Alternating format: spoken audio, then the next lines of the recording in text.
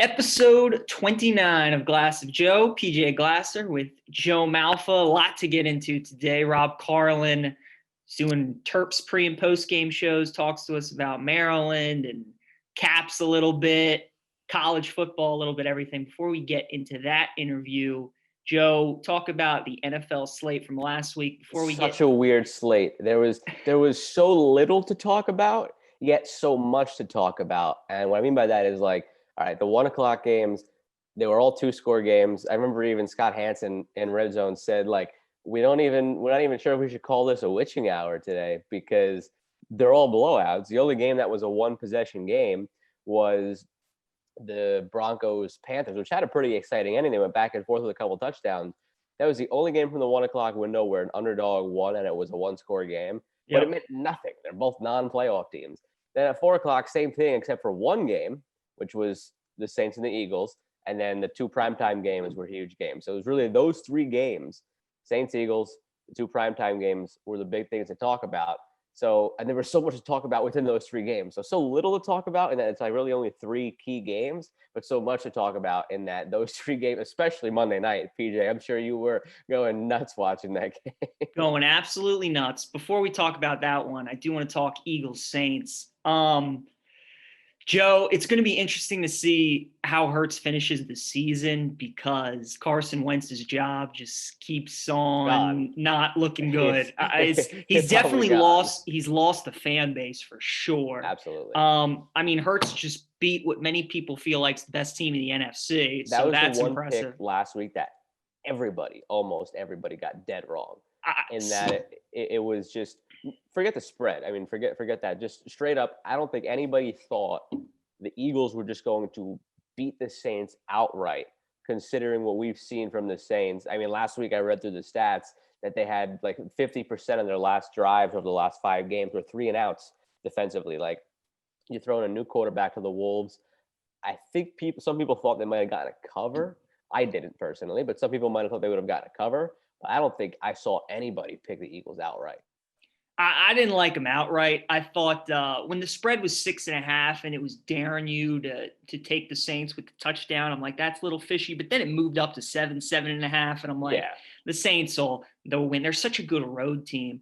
But I mean, you see this all the time when teams just don't have tape on a guy and they're kind of just like overlooking. They obviously have the showdown with the Chiefs this weekend. You wonder if they just didn't take the Eagles seriously. They got punched in the mouth in the first half.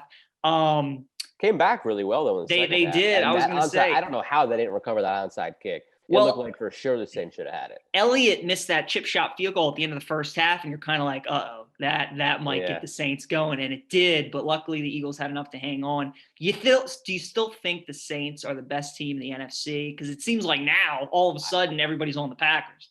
I haven't been on the Saints really as the best team. I've been saying since the beginning that I don't think there is a clear-cut best team in the NFC because you kind of have that whole circle where like the Bucks killed the Packers, who beat the Saints, who have looked at times as the most out. Like you just have the whole circle in the NFC. So I haven't felt there's a clear-cut team. I do think there's a clear-cut best team in the NFC now. I think it's the Rams, but I don't think unless Breeze comes back and is 100% healthy that the Saints can kind of claim that throne. The Packers and the Rams, I think, are the two best teams in the NFC, and the Packers still have some holes, and their weaknesses are the Rams' strength. And that's something we'll get to as we get closer to the playoffs. But the Rams' strengths play right into the Packers' weaknesses. So that's the matchup I kind of want to see when it comes down to the NFC title game, depending on how things can fall. But yeah, the Saints, they need Breeze back healthy. He is activated this week. I want to see what he looks like. Their defense has been stellar. There's no question. But without Breeze, you've seen Kamara's not the same. Michael Thomas is not the same. So now your two all-world skill position guys are less valuable. Taysom Hill is most valuable as a gimmick guy. Yeah. So without Drew Brees, everybody slots into a position that they're not the best at. That team is run by Drew Brees. Everybody falls into place then when Brees is there. So I want to see how they look this week if Brees is healthy.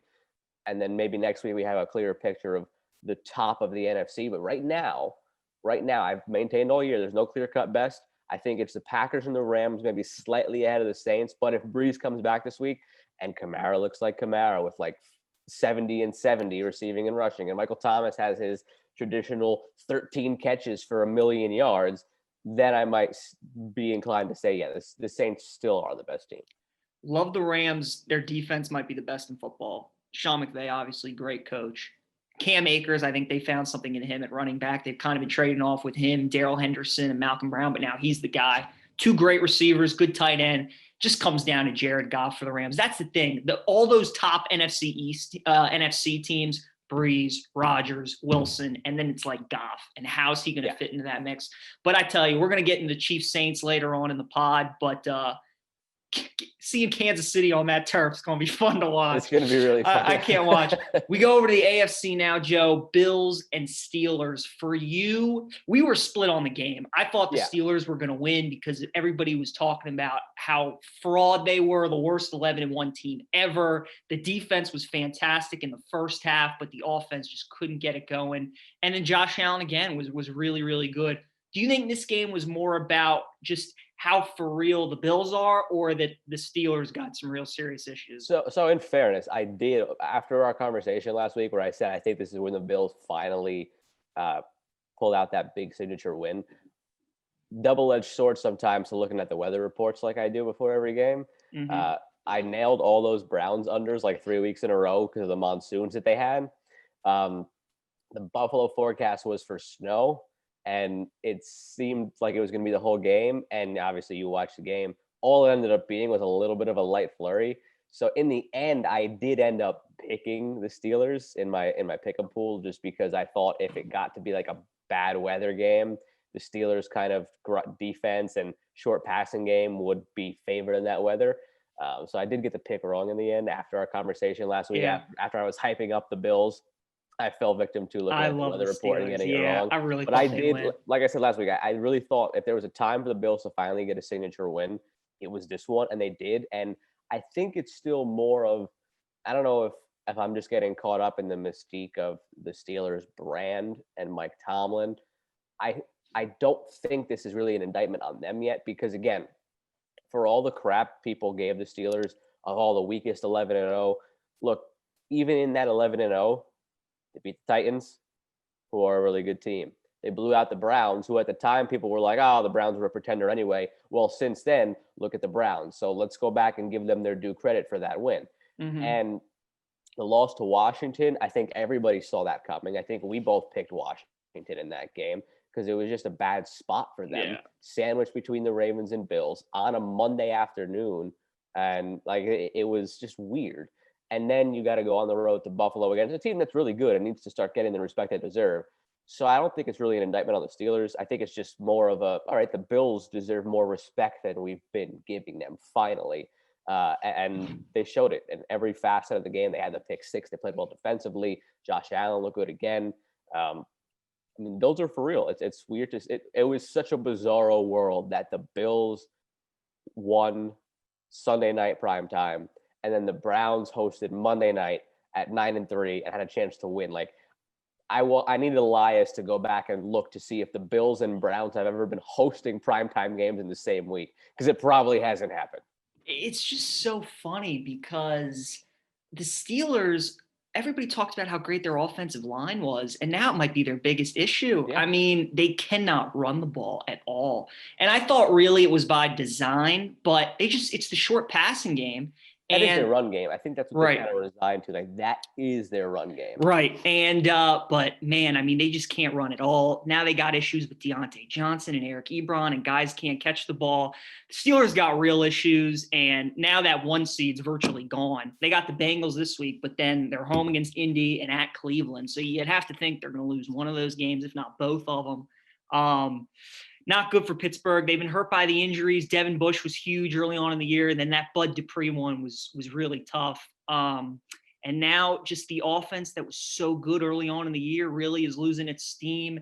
Roethlisberger, who's so great early in the year, is kind of turning into the guy that people thought that, you know, maybe when the season goes on, is Ben going to hold up? And look, I'll never count out the Roethlisberger. Yeah, I'm not ready to write them off, because you think about in any sport here, whether it's college basketball, you always talk about a team getting that loss before the tournament to get it out of the way, right? And you Yeah. talk about peaking at the right time. If the Steelers are hitting their valley on the way down right now, they have a schedule in front of them that lines up nicely to get that momentum going back into the playoffs. They got a gimme this week against Cincy where they could put up 50 if they want to. And that starts to get them back on the right path. Then they have a playoff caliber team in the Colts and a playoff caliber team in the Browns. If they all of a sudden blow out the Bengals, play well against a playoff team, play well against a playoff team, as far down as their arrow has been pointing the last 2 weeks, maybe they've hit bottom and their schedule lines up for a nice rebound here going into the playoffs and peaking at the right time. So I'm absolutely not willing to write them off. Now, if they come out Monday night and they beat the Bengals like 23-17 in a struggle against that putrid team, and then they come out the following week and lose to Indy and then lose or play poorly against the Browns, now I think it's safe to write them off and say that they might be a candidate for a first round exit, depending on who they play. But it could go one of two ways here. They're at a fork in the road. They're either at bottom and going to rebound, or it's just going to keep getting lower and forget about them. You know what's really hurt the Steelers this year? They haven't had a bye week. Their bye week was supposed to be Tennessee, and then they practiced all week, and that got canceled late. And then obviously they were supposed to have the Thanksgiving game and then have a nice little break and just everything. Which is why I think you're going to see I've been curious to see how things might go now without that second bye week. Will a team who's going to be either the 2 or 3 seed, who maybe doesn't really care who their opponent is, whether it's the 7 or the 6, will they treat week 17 as that quote unquote playoff bye? Yeah. Not practice that week, not play anybody. If the Steelers don't care about who their opponent is, if they beat the Bengals and if they beat the Colts, and they're a team that's sitting there at 13-2, who will either be the 2 seed or the 3 seed, depending on what the Bills do these next couple of weeks. If they're going to be locked into the 2, they should treat week 17 as their bye week. They haven't had one all season long. They've already clinched. Yeah, it's a good point. They haven't had one all season long, and they aren't going to have one in the playoffs because it's going to be the Chiefs. Week 17, treat it as your bye. That could be huge for them. Really good point. And we'll see what happens with the Steelers moving forward. But I think not having a bye week's killed them. Joe, I got a little surprise for you as we're getting ready to talk Browns and Ravens. How's it going? It was funny because Joe wanted to talk a little NBA preview on the pod first. You talked me out of it. I guess this is why. And I'm like, no, we got to talk Ravens Browns. I mean, after a game like that, game of the year. How can you not lead with that? It was the game of the year. It was probably the best game we've seen since the Chiefs Rams Monday night game from a few years ago. Yeah, I saw Skip Bayless said on his show that it was the best game in a decade, which I think is going too far. That's obviously. far, yeah. It's going a little far. But certainly, it's the first game I can remember, at least since that Monday night game, Rams Chiefs, that was the consensus. Everybody said immediately, game of the year. Usually you might see it one or two places. Literally every next day podcast, the first headline was game of the year. And that was a lot of fun to watch. Last year, if you remember, there was like a few of them. There was like the Seahawks-Niners overtime game. Mm-hmm. Then there was a Seahawks-Niners game at the end of the year with a stop at the 1. And like there was a couple others throughout the year where it was like, all right, there's really no clear-cut game of the year. It just kind of is what it is. But this one, absolutely hands down, game of the year. With the pooping and the cramping, there was sorely. I mean, there was literally. We're just jumping into that right off the bat. That's the first thing we're talking about. I'm adding to why the game was so bananas. Yeah, I tweeted that out after the game. I was like, this game checked every box. We had 89 combined points. We had a 14-point comeback in the fourth quarter. Lamar left to poop, came back to throw a touchdown on 4th down on his first play back on the field. Everything. Justin Tucker, GOAT, game-winning field goal.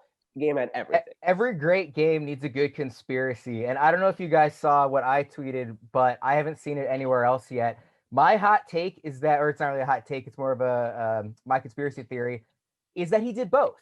I think he had to go in for cramps. And while he was in there, he happened to say, you know what, I actually, now that I'm here, I need to use the facilities.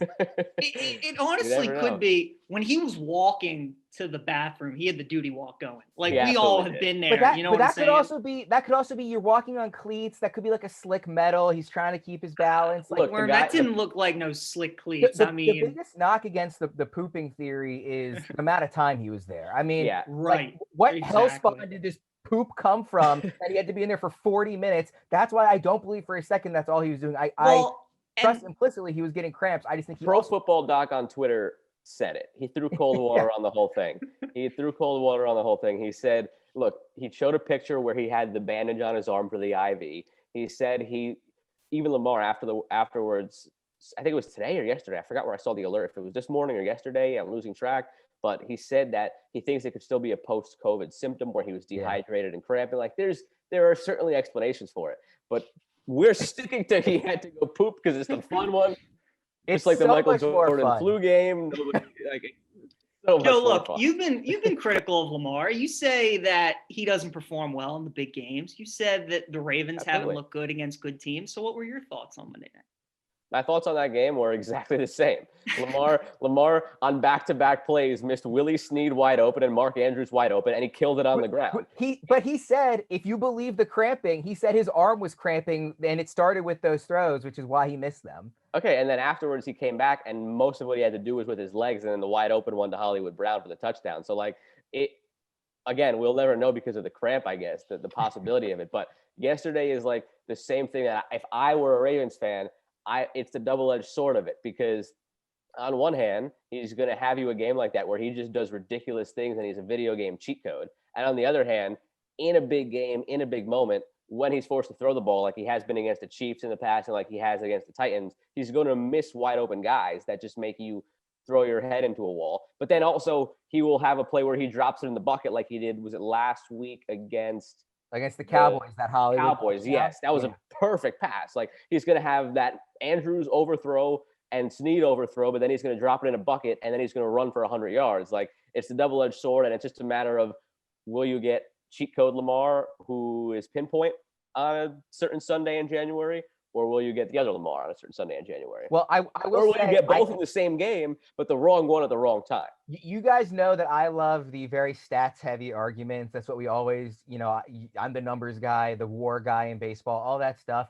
Just from a pure narrative, anecdotal standpoint, I think it's really dangerous for the rest of the NFL to see Lamar and the Ravens having fun again. Because most of this season, you could tell there was a bit of a hangover from the Titans' loss of they were still playing really well in those first early games before they played the Chiefs, but it didn't look like they were as excited, as loose, as cut back as they were all of 2019.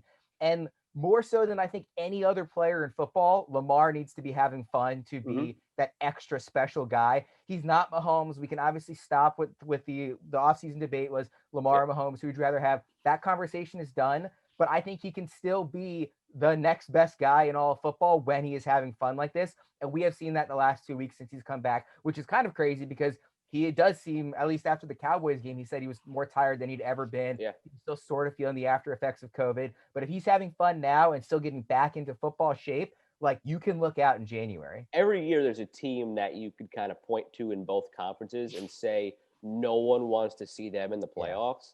Yeah. In the NFC, it's up for debate. The Washington football team with their defense could be up for debate. I say no. I say it's their offense doesn't scare anybody. Yeah, the offense doesn't scare you. But in the AFC, it's clearly the Ravens. They are the team 100%. That you don't want to see. Right. Like everybody right now is a Dolphins, Colts, Browns fan. 100%. Because they don't want to see it. I also wanted to have Worm on because I wanted to talk to him about Greg Roman and why he has been so awful this season and why Monday night was the perfect evidence for my point all season long. Worm, as I'm sure you know, Lamar has 4 of the top 8 QBR games of all time. I know. You know that the common theme with all 4 of those games is that he's had 20 or less pass attempts. 20 or less. You know what that means is that they're running the football. That means Lamar's running the football. That means they're not throwing the football. This idea that the Ravens need to become an elite passing team to hang with the Chiefs or the Bills or the Packers or whoever, I think is some of the biggest BS that the media has stirred up.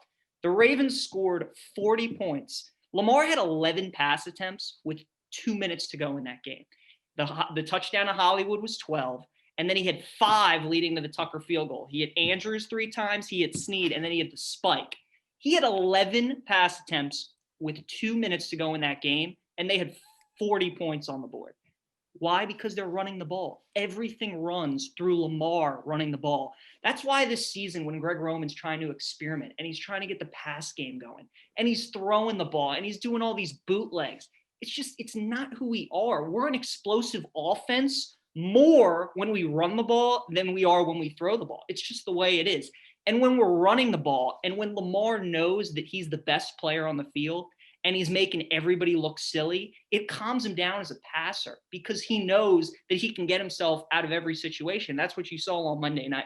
So that's why this idea that the Ravens need to develop, does Lamar need to develop as a passer? Absolutely. Do the Ravens need better receiving weapons? I mean, Hollywood Brown, like, come on. So they need, but everything runs through Lamar running the ball. It just does. And the fact that they don't run him more, Lamar has proven that he can protect himself. He takes one shot maybe every game, but for the most part, I mean, he protects himself pretty well.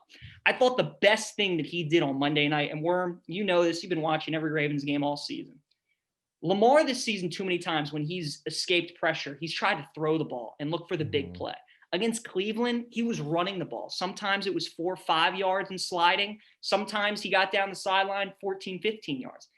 Him doing that 6 or 7 times the whole game set up the Hollywood touchdown because when he escaped, the corner had to think, oh, is he going to run? And by that time, it was too late and he set it up. So Lamar running, it sets up everything. And Greg Roman just trying to throw.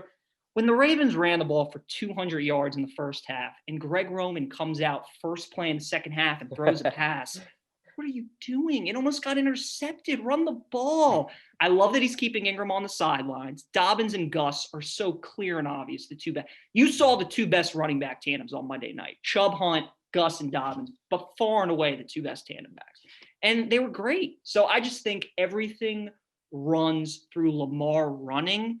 And the Ravens offense is more explosive when he's running and they're running. I think you are definitely right about what you just said. And I really like that nugget about Lamar's, those 4 top QBAR games coming, when he's not throwing the ball that much. That's a great nugget. But I think that you're conflating what they're doing against the good teams with what they're doing against the dregs of the NFL. A lot of those early games, and that's my argument, they were throwing the ball a lot was, it was against the Bengals. It was against the Washington football team. It was against the Texans, whose defense stinks. It was against the Browns, who we didn't know how good they were going to be in week 1. Throw out that Chiefs game in week 3 because, again, Lamar's not on that level, and the Chiefs are specifically suited to beat the Ravens with the way Patrick Mahomes is against the blitz, all that stuff. Throw out that game. The rest of their early season schedule was kind of a joke, and if you admit that Lamar needs to develop as a passer, which I think we all agree on, then that was the right time to try and experiment with, we're going to beat these teams by 2 touchdowns anyways. Let's see how Lamar can do throwing the ball better. Let's see how he can do in a 2-minute offense type scenario. So I had no problem with any of that. It was when the schedule got more difficult, we got into November and there was that stretch that was like Steelers, Colts, Titans, Steelers, Patriots in some order. That's when, okay, maybe get back to your bread and butter. But that also happened to coincide with all this, the huge COVID outbreak, and they had lost Ronnie Stanley, which meant they are now down 2 of the 5 best offensive linemen in the league that they had last season. It was the monsoon game against New England. It was all these other things, and they were still close in a lot of these games. I mean, the Titans game, they did not play well, especially in that second half, and they still took a really good team to overtime. The Steelers game, they lost Stanley in the middle of that. They, again, did not play well in the second half at all, and I'm talking about the first Steelers game, and they had a chance to win it on the final play. These were games, and you and I, all 3 of us have talked about this ad nauseum over text, but 1-score games in the NFL, really close games across all professional sports. It's about the only statistical truth we know across all athletics is that close games, which in the NFL I would define as 1-score games, are inherently fluky. And you cannot look at like a sample size of 4 games and say, oh, Lamar is 1-3 this season in 1-score games. He can't win when it's close late. That's just not true. He has a 10-6 record in his career in 1-score games. He can win when it's close. He doesn't need it to be easy to do really well in the NFL. He just needs to be having fun and have a diversified game. I think if he's just running, it would be just as bad as when they just throw it. They need to mix it up. And the other thing I want to say about Roman, I see a lot of critiques on Twitter that his play design is off. I totally disagree with that. I don't really trust any casual fan that's not watching the all 22, that doesn't know what routes are supposed to be run on any given play, to say, oh, his route tree isn't creative enough, his schemes are too vanilla. I think the play calling is a totally different conversation you can have, but I think the actual play design is totally fine. He didn't just forget how to design plays in the offseason. I mean, he was the offensive, assistant coach in the entire NFL last season. Everybody was talking about him as a head coaching candidate. He didn't just forget how to do all that. No, I agree 100%. There's parts to both sides of this where I agree that was you're saying that they needed to try that, and I disagree with what PJ was saying that they don't need that part of their game in their repertoire. They need to become, in some capacity, a team that can throw the ball, because we've seen it that if they don't have that in their game, probably 7 or 8 times out of 10, they're losing against the Chiefs and teams of that caliber. Well, they need to do it, but I'm saying that running sets all that. Lamar, with a minute left to go in the game, was phenomenal. Yeah, but there's just so many. I agree with what Worm was saying, that they had to do that in the games against lesser teams, because especially once you get to the playoffs, like if you don't score first, we've seen what happens when the Ravens don't score first and Roman just becomes unglued and just starts calling a totally different game. So you are putting all of your hope in the fact that against these better teams, they score first and never face a deficit. They didn't score first against Cleveland. That's my whole point. And they didn't. But Cleveland's not the Chiefs. They're a good team, though. They're not the Chiefs, but they're a good team. Yeah, they're 9-2 in games not against the Ravens this season. It's true. I mean, here's the thing. I really, really don't want to focus any conversation about Lamar and the Ravens on the Chiefs, because, again, they are just on such a different stratosphere. Of course. Yes, the Ravens have a Chiefs problem, so does the rest of the NFL. I say the Chiefs, but the same thing goes for the Bills, or, I mean, the Ravens beat the Bills by a touchdown in Buffalo last year. Last year. But I'm saying, this year's iteration of the Bills, if you get into the playoffs and they play the Bills, even the Colts, who we saw them play once this year, if they go into those games and they go down 10 points, do you see them coming back? I think they can. Would you have the confidence in them throwing the ball and coming back? I think depends on how much time's left. Yes, that I also think the Ravens can obviously lose in the first round of the playoffs to anybody they face this year. But I wouldn't be scared of any team in the AFC besides Kansas City. I'm not saying scared of them. I'm not saying scared. I'm just saying their first game was against Pittsburgh or Buffalo. No. I'm not saying being scared of them. I'm just saying, as far as what PJ was saying, not being scared of them. I'm just saying, without these experiments, like you're saying, and I agree with you about, of trying to become not a passing team, but have that in their tool belt, any of these teams, Titans, Colts, Chiefs, any of them, Bills, even the Steelers, if you go into a game and you're trailing by 10 at the half, you will have to become a passing team in the second half to some regard. So it's just, I 100% agree with you, Worm, that he's totally right to be trying this, Roman, because when it comes down to crunch time like that, and again, the Chargers game was different a couple of years ago because Lamar only had a few games under his belt, and the Titans game is a 1-game sample size. I get that. But going forward, any of these teams, if you are down by 7 to 10 points or so in the third quarter, you have to flip that switch and be able to throw the ball. So I agree with you that the experiments are needed. It's just a matter of now seeing how it all plays out as we get into December and January. And also with that experimenting, they're not as run heavy as they were in 2019, but they are still among the most run heavy teams in football. It's not like they pull it in early season Seahawks and completely switch their entire offensive philosophy. They are still a ground and pound team at their core. They are just like we keep saying, experimenting, trying to develop. I mean, we talked all last season. I'm glad you mentioned the playoffs of it all, because that's sort of the elephant that's been in this room, the entire season. Last year, when they lost to the Titans in January, everybody said, well, they had it too easy in the regular season. Because everything came easy, they didn't actually try to develop any other part of their game. And then they didn't have a plan B. They should have faced more adversity. You'd hope they'd face more adversity. Now they are facing that adversity in 2020, and people are acting like the sky is falling. I think it will help them in January. I really do. And I know they're not in the playoffs right now, but they're certainly going to make it with that final schedule. The one thing that this team does do better than anybody is beat the pants off of teams that they're better than.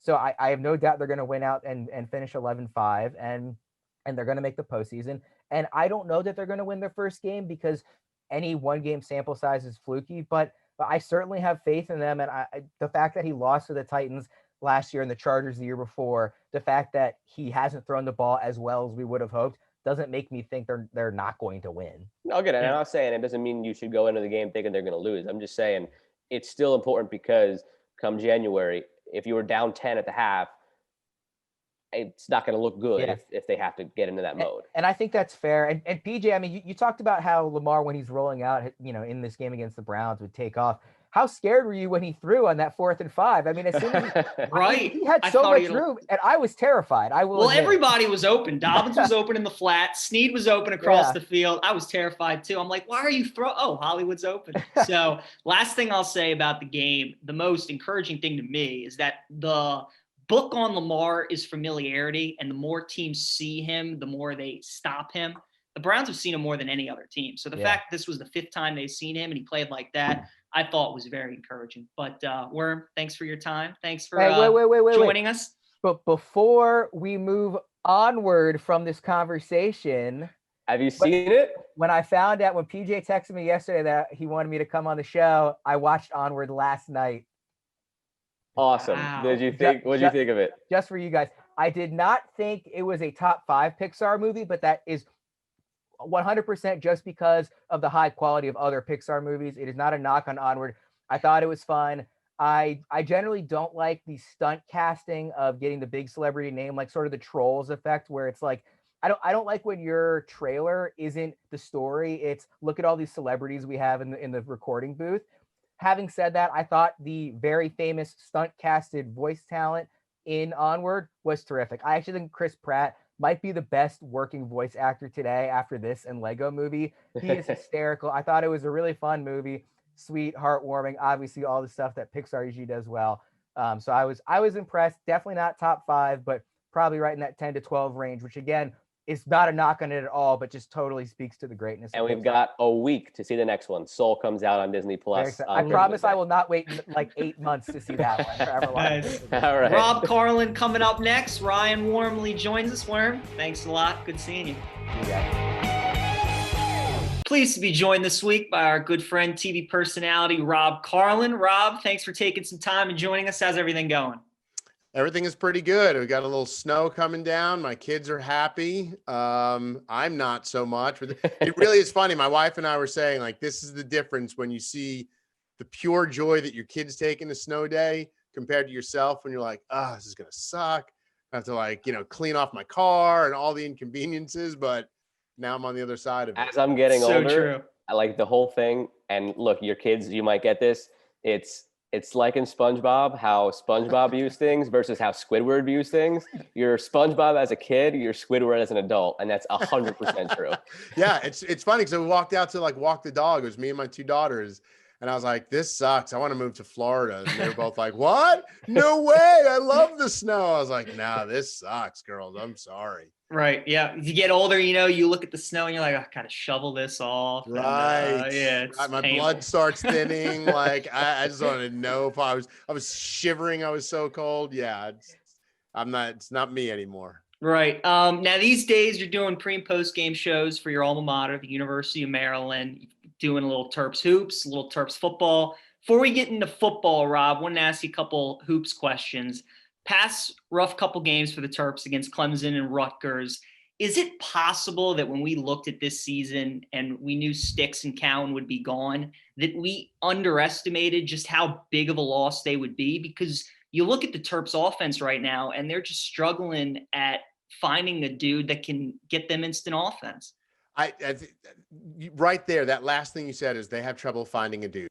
Like, they just don't have a dude at all. And especially when you watch that Rutgers game, and Ron Harper is a dude. Right. He is a nasty dude that will block your shot on one end and then either hit a 3 or, drive through the traffic and hit a tough shot. And Maryland doesn't have that. And I feel like every year for the last however number of years, because even Cowan wasn't that guy. He was great because he was a leader and it kind of developed over the time and you trusted him in a big moment, but he wasn't a guy who's going to create his own shot and make things happen. His was sort of in the run of the game, and Sticks probably could have, but that just sort of wasn't his role on the team. And I think the Mark Turgeon blueprint is where anyone and everyone could do something at any given time instead of sort of allowing guys to be their creative selves. And like, I think Dante Scott could be that guy if he's given the freedom to be that guy. Like, I just don't know that a Mark Turgeon offense,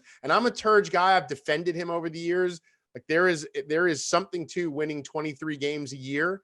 He's comes up short in the tournament, and there are some coaching decisions you don't love, but you know what? He runs a clean program, brings in pretty good recruiting classes, and wins a lot of games. But there is a point where I go, you got to let one of these guys just take over. And they certainly don't have it right now because it's back-to-back games. Every year I feel like I fall in love with them early and they beat up on some bad teams. I'm like, man, they're good. Like football, and then you see their like flaws. Yeah. Yeah. This is sort of the black cloud that just kind of floats over Maryland at times. And I was going to actually ask you about Dante next, because last year was my senior year there, my last year, and Scott was coming in as a freshman, and I was like, I like this dude. He's that Philly type guy where he's just going to come in, play some hard-nosed basketball, and Hakeem Hart as well looked for one game like he could be that guy that emerges, but Scott more so. Scott last year showed more flashes. This year has shown more flashes. He looks like that 4-year guy where he's not going to leave for the lottery or anything. He's going to be there for 4 years. Just give him the reins. And if they do that, what do you think he can become? Oh, he's a badass. Like, he's just, you know what I mean? Like, he is absolutely a badass. And I think that the more you give that kid, there was a play against Rutgers where he got the ball in the block, maybe even like come from underneath the basket and just kind of like calmly turned and banked one in. It's a basket lost and an ugly loss. But the fact that last year he would have tried to do something too fast with the ball. This year he just kind of stopped, gathered himself, fell back, and just hit a nice little shot off glass. And I was like, see, that's a kid who's a scorer. He just understands how to use his body, how to get a little spacing, and then shoot a nice soft touch off the board. And I just look at him and I go, he's gonna, he's not like the most athletic guy, but he'll out rebound guys. He's able to get through traffic. I think he's as close to what they have and almost run an offense through him. But I used to say that when Bruno Fernando was there too. Like, why don't they run the whole offense through Bruno? He was good enough of a passer, and he was such a, like, he played such an angry game.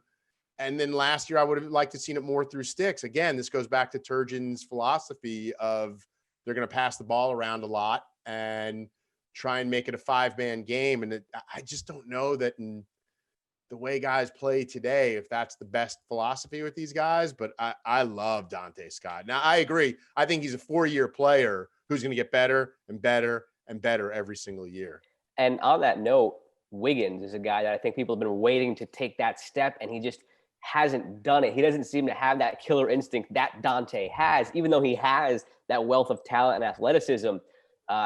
What have you seen in the first few games? Is he just gun shy? Is he just not taking that step? What is it mental? What is it with him right now? I don't know. Someone hit me up on Twitter and was like, is he just not as good as we thought? Or is he just struggling? And I was like, I don't know.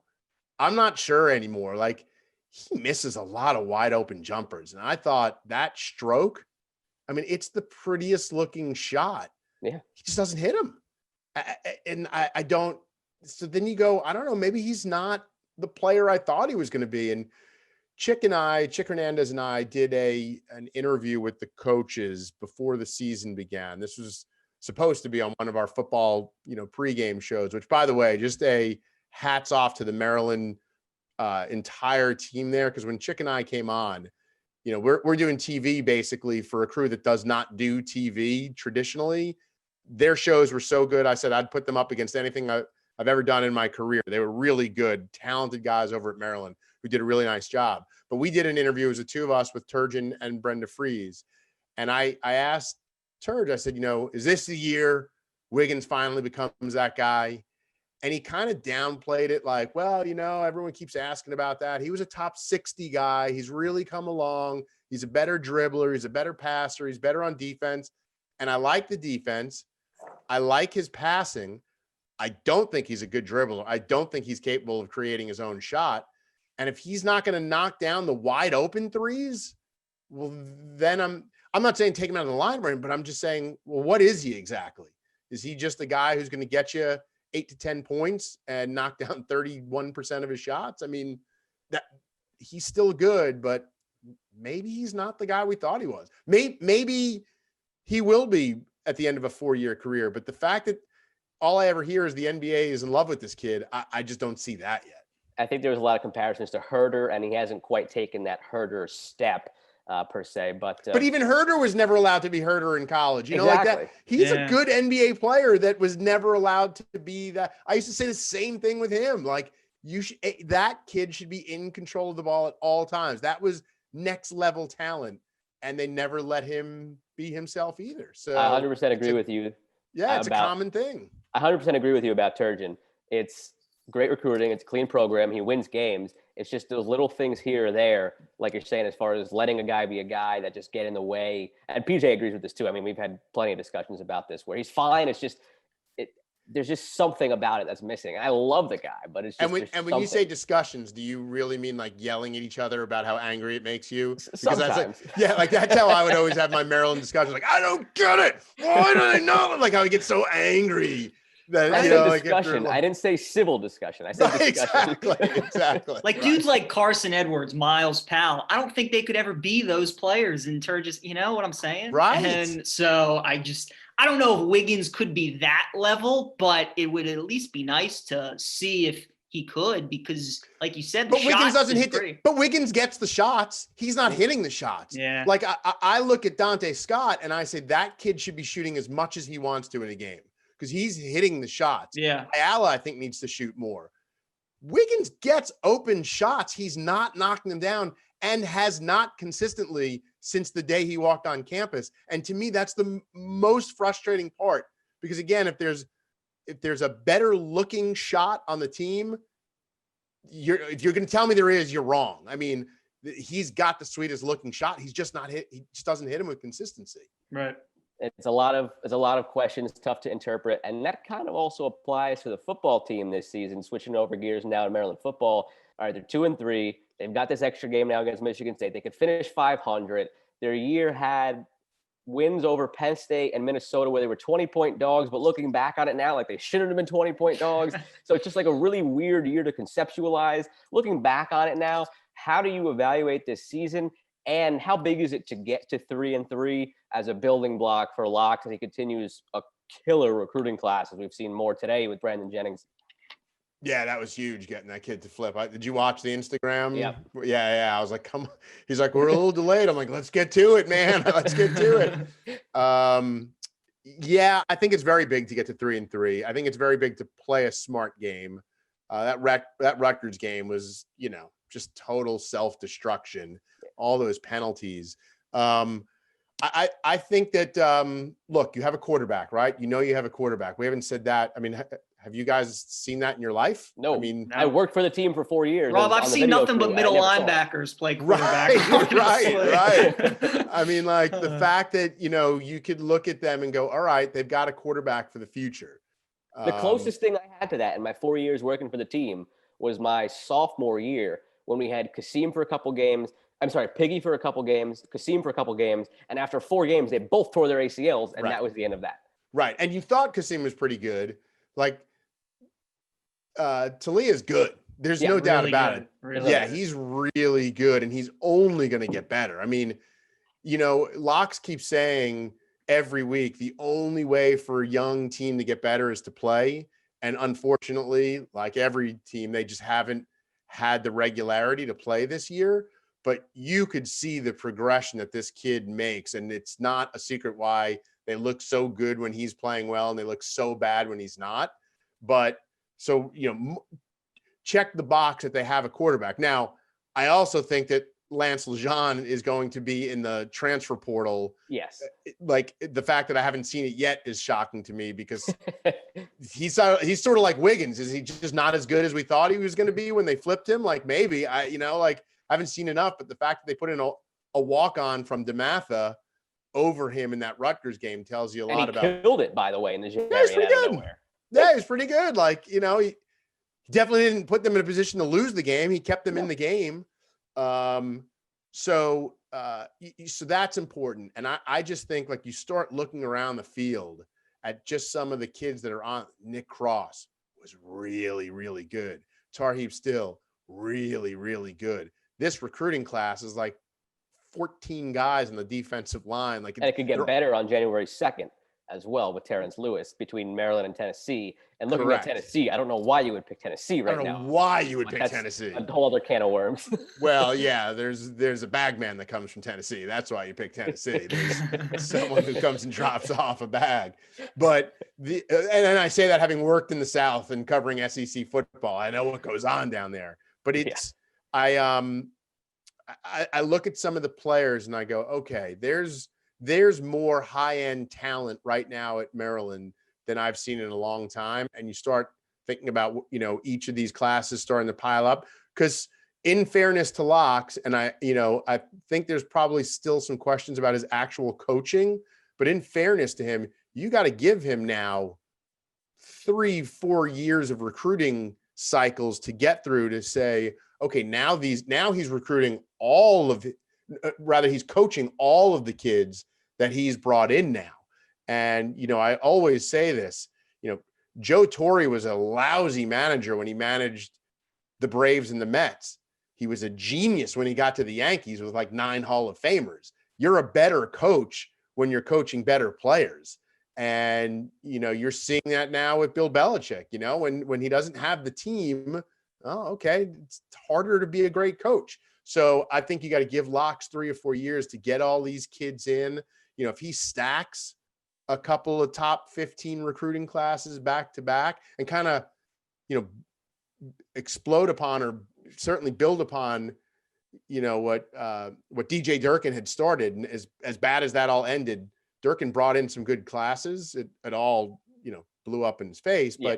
But, if they continue that momentum, now you're going, okay, let's see how good this team could. They need to get another quarterback, though. I mean, it's pretty desperate you don't want to run into a situation like this where one guy gets hurt and you're going to a walk-on, but there's a lot of talent already. That Tarheeb Still kid is really, really good. And so is Chance Campbell. And I mean, these guys all got snubbed today I saw when the Big Ten media and coaches teams came out, they were just honorable mentions. And you look at some of the other people who are on it, but it's tough for a team that has only played 5 games, of course, but a lot of teams. Rob, what should the expectations be like next year? Is it just making a bowl? Is it being that second team in the East below Ohio State? Is it beating Penn State again and beating Michigan? Like, what do you think should be the expectation for next season? Like measured progress. You know what I mean? Like, I don't. This recruiting class is going to be really good, but they are going to be young. Yeah. I think if you see progress next year, if you like this next year, provided, knock on wood, that everything gets back to somewhat of a normal life, that, that they have a winning season, that they have a quarterback who progresses where you look at him and go, okay, like week in and week out now, he's good. You're not kind of going up and down with him. It'll be interesting. Like, I'd be stunned if Jake Funk comes back, but like Jake Funk, I guess, has the option to come back now, right? If he wants to, because of the COVID. So like, you just look and go, like Nick Cross is going to be so good next year. It's going to be crazy to watch how good that kid could be. Rakim Jarrett, like I want to see him with a full year under his belt, a full camp under his belt. Like, and I want to see them get him the ball as much as humanly possible. Like, if he was that big a recruit that you flip from LSU, you should be running design plays to get him the ball as much as possible. So, I'd also like to see Jashawn Jones, who I love, a kid with some with some attitude, but Jashawn Jones has got to chill out, man. You can't be getting these, 15-yard penalties that are backbreakers. So I think if you just like, if you can get a 7-win season, that's a huge. This is going to have to be progress for Maryland. Like I don't want to get too excited too fast. I just want to see where every week you're in a game, you're not getting. That's the thing. And I think with the building of the offensive and defensive lines, I always say this. A couple of years ago, I think this is when Durkin was there. Maybe even been when Loxley kind of filled in when Edsel left. But I remember going to an Ohio State. This is when Cardell Jones was Ohio State. I remember going to the Ohio State Maryland game at our place, obviously, and we had tickets right on the 20-yard line. It was my wife and I, and literally the first play of the game, opening kickoff, first play of the game, Ohio State comes out with the ball, and I looked down the line. I was like, and I looked at my wife. I said, they're gonna hang 60 on us. And she goes, "What are you talking about? The game hasn't even played." I was like, "Look at the size of all their guys, and then look at the size of all of our guys." It was unbelievable. I was looking at an offensive line full of 300-pounders and a defensive line of like 3 or 4 guys that weighed like 250. I was like, "There's no way. There's no way." And they hung 60 on us that day. I was like, you can't compete in the Big Ten with guys that undersized. So as he builds those 2 lines, like that's going to make a major difference where you're not going up against Ohio State and giving up 60. Penn State's not going to hang 50 on you in a game. Like you got to get to that point where you can hang with those guys. I'm not saying beat them every year, hang with them, and then you hope for that magical season where you get a 9 or 10 win season. I've always likened it to Iowa, where Iowa, there's 7-8 wins in a given year. And then there's that one year where they're like they were a few years ago against Michigan, where they had 1 loss and they upset them at home in the night game and they were in the college football playoff talk. That's, I think, what Maryland could get to is that Iowa level. More exciting, hopefully, than Iowa's 7-3, run the ball, out games taking less than 2 hours. But that level nonetheless. And on that note, just looking across the college football landscape, it's finally championship week, which is weird because there's other games that are not championship games going on. And last week, Army-Navy was not a standalone game. It's all weird, but Florida's lost to LSU last week, somehow only dropped them 1 spot. They've got Bama this week. Do you think that they can somehow fathomably get in if they beat Bama, even though they're at 2 losses now? No. I don't. Now, if the guy didn't throw the shoe, they might only have 1 loss still. But. I mean, what the hell was that? This is the craziest thing. Like, I've never heard of such. That was such a stupid penalty at such a big moment. I can't see how Florida would get in, right? I mean, still 2 losses. First off, Florida's really good this year. And they're sort of like back a little bit, like where the beginning of the year, I was like, I'm not buying into Florida. The more I watch them, the more I was like, damn, they're good. That's a really good football. I don't know how they lost. Yeah. Their offense is legit. It's legit. That tight end is so freaking good and so fun to watch. Right. He's great. So I think they're legit. I don't think they're beating Alabama though. Like Alabama's stupid good again. Mac Jones is really good. So it's a great what if question. I just don't think that's going to happen. So I don't think we're going to have to worry about that at all. To me, it's crazy because the best game of championship week by far is the ACC, and usually it's just the Clemson Invitational. But this year we got a real game, Clemson and Notre Dame. Do you think that Notre Dame is in? I mean, unless they lose by 4 touchdowns, are they in? And then yes, Clemson, I mean, they obviously have to win to get in.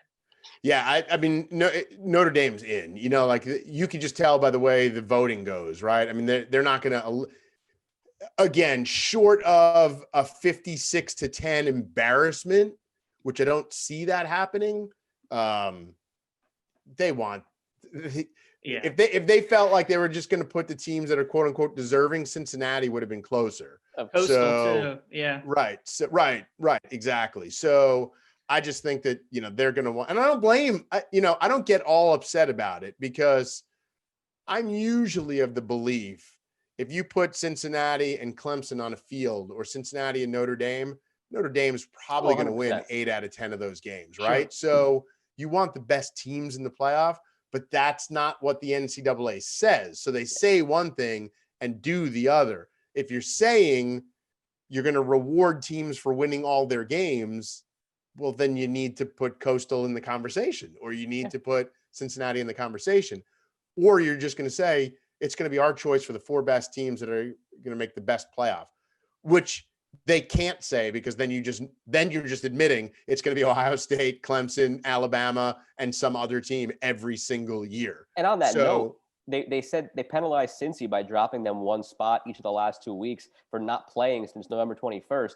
Ohio State has only played once since then, and they haven't moved. So there's clearly a devil. They're not even hiding it anymore. Not even All hiding. money, right? Are you in the camp of expansion, Rob? Like, do you want to see it go to 8, or do you like it at 4, but you just want to truly see the committee give the little guy a fair shake? No, I'd like an expansion. I've always been a fan of. I want a playoff. I Yeah, want a full us playoff. too. I don't understand why. Whatever the FCS, I don't understand why the FCS can do it. Exactly. And the whole like, well, the bowls and the experience.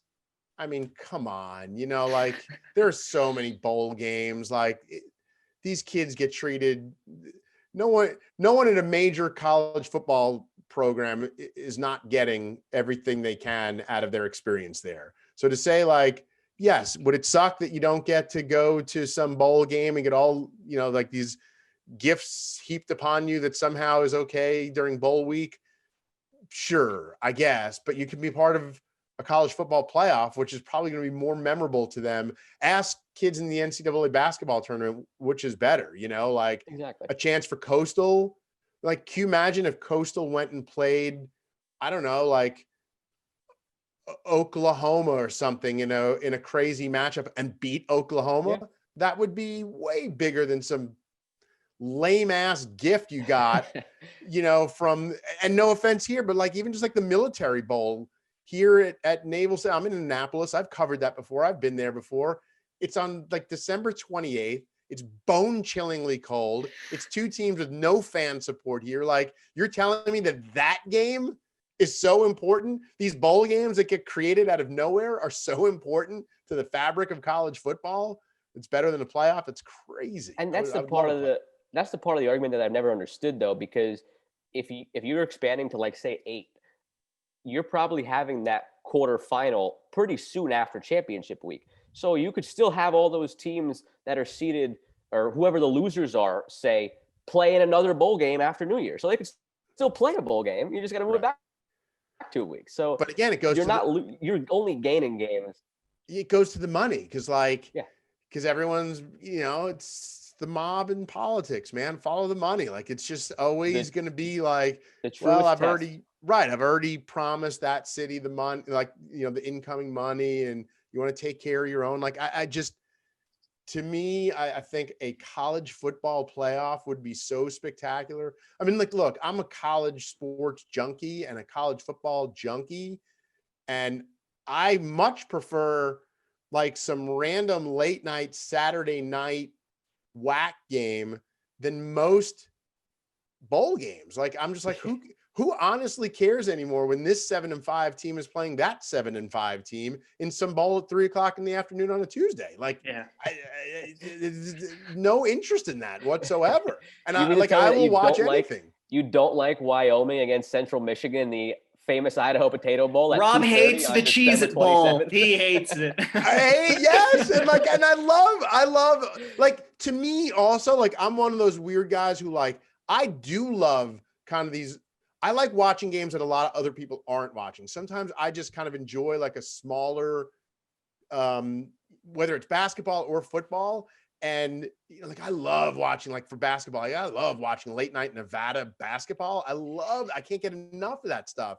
But like at the end of the year, when there's nothing to come of it, the team's going to change next. Like, right. Why do I care when like 7-5 Minnesota is playing, random, 6-6 Arkansas in some lame ass bowl that you're like, why am I the Independence Bowl? Like, why am I watching this? To add to your point too, I mean, imagine if they expand it and instead of Coastal Carolina going to the Cheez-It Bowl, they go to Norman and play Oklahoma. Right. I mean, it would be. So I'm watching that. 100%. You know what I'm not watching? Coastal Carolina on a Wednesday afternoon playing a bowl game that doesn't mean anything anymore. Exactly. Now, they've devalued all the bowl games anyway by making the playoff, right? So it used to be like, I'm old enough to remember where you'd watch all the bowl games because winning a bowl game mattered. It meant something to the team. It meant something to the fan base.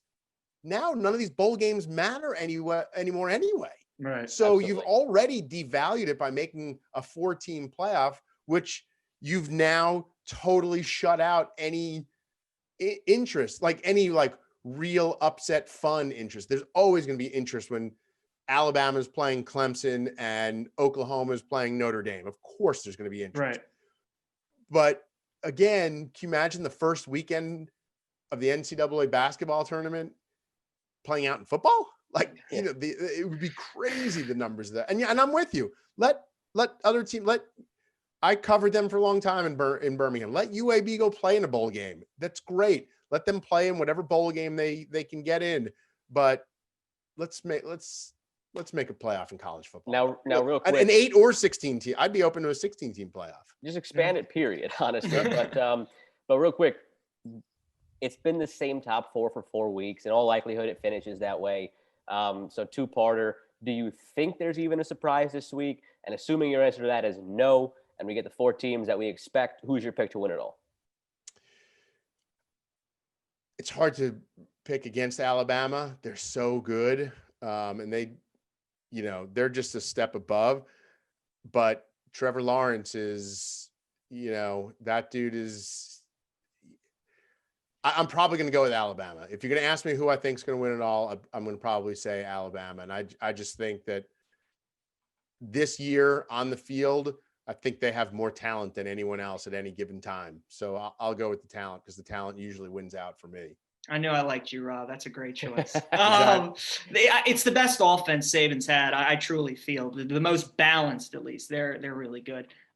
We have Joe. Wait, Joe. So clearly, PJ, you're with me. What's your pick? So before I went to Maryland, I also was a Bama fan, and it stems back to a random game I watched when they had Glenn Coffey at running back, and I was like 7 years old, and I was like, that's a cool name. I like Alabama. I love how defensive you are that you had to explain why. I'm not just a Everybody- bandwagon front runner. Everybody calls me a front runner. I have a specific moment. I was in Hershey Park at the Bears Den eating dinner, and I saw it on TV. They upset Arkansas. I have a very specific game. But no, I agree 100%. I think Bama's the most talented team. The only thing I can see, like you said, is if Trevor Lawrence puts on the Superman cape and does it for Clemson. Other than that, it's Bama's title to lose. Yeah, it's funny, by the way, real quick, PJ. I'm a Steelers. I grew up on Long Island, but I'm a huge Steelers fan. And my best friend at my wedding during his speech called me a front runner. And I was like, but I remember Super Bowl 13 was my first like football memory. I was 7 years old. The Steelers won. They beat the Cowboys. I remember the logo on one side of the helmet. I thought black and gold looked amazing. And I was a fan through the terrible 80s with lousy football teams.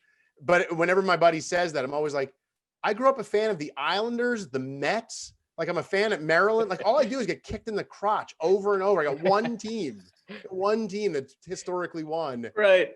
And I have to listen to the front runner talk.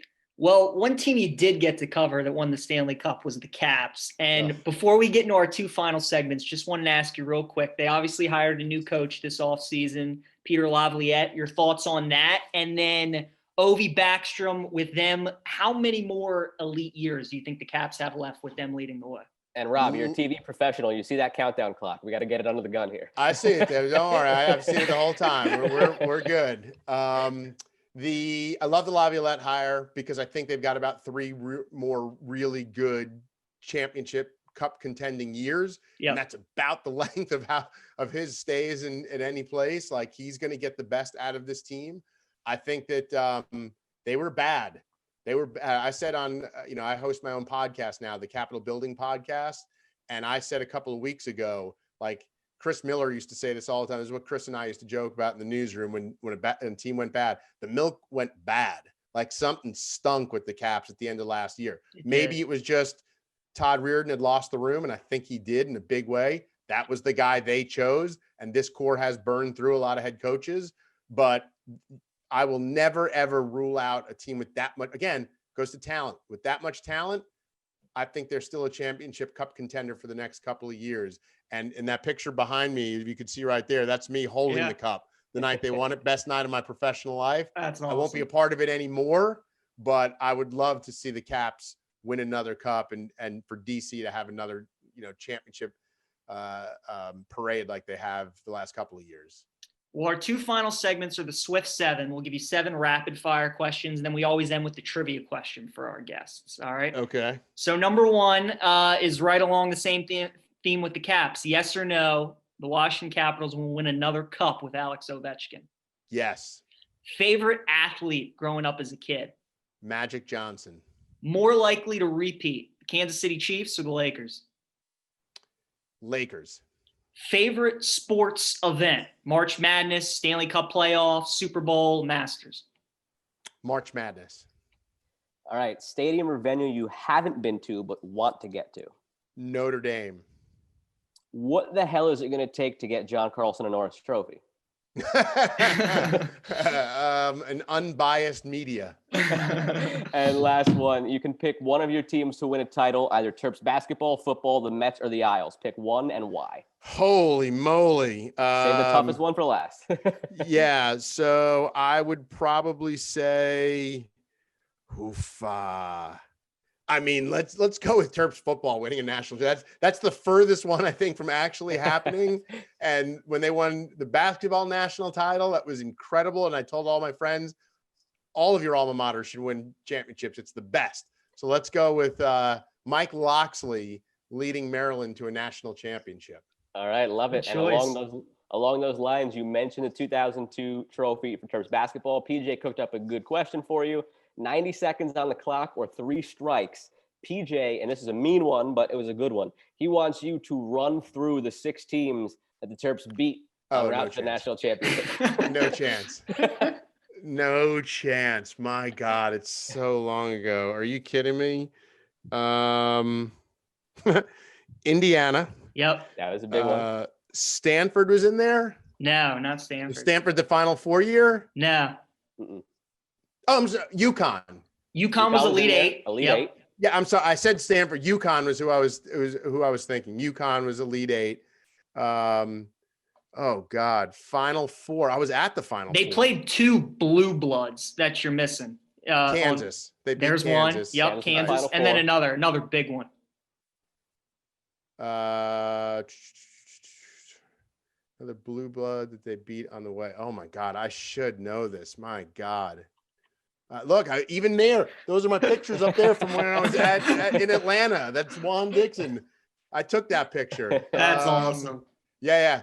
2 minutes after that, I ran out of film. This is before iPhones. I ran out of film, and Byron Mouton walked right up to me with the trophy and the net around his neck. He was literally 4 feet in front of me, and I was looking at my disposable camera like, I got no God. more pictures. The worst. Oh my God. You got 30 seconds left. You raising the white flag or you keeping going? They beat Kentucky? They Kentucky. did. They They did. beat Kentucky. If you could get the first 2 rounds, Yeah, I'd be very I impressed figured now. the 16 seed would be the toughest. I didn't know if you'd get the round of 32 team. It's a Big Ten team, if that helps you at all. I have no idea. So they beat Wisconsin in the round of 32, beat Wisconsin. Okay. and then Siena in the round of 64. Man, God, Siena. that's good. That's a great question. So Did you know that, or did you research it? I knew Kentucky, UConn, Kansas, Indiana. Did not know Wisconsin, Siena. Right. Like I had to get the brain going back again. Right. And then I remembered because I went through that murderer's row where you were like, oh my God, to get there, they're going to have to beat. But yeah, no, I don't know that I would have ever gotten. Like I remember they played Gonzaga one year in the tournament, but I would have never gotten Siena. If Indiana would have lost to Duke, do you think the Terps would have beaten Duke in the final?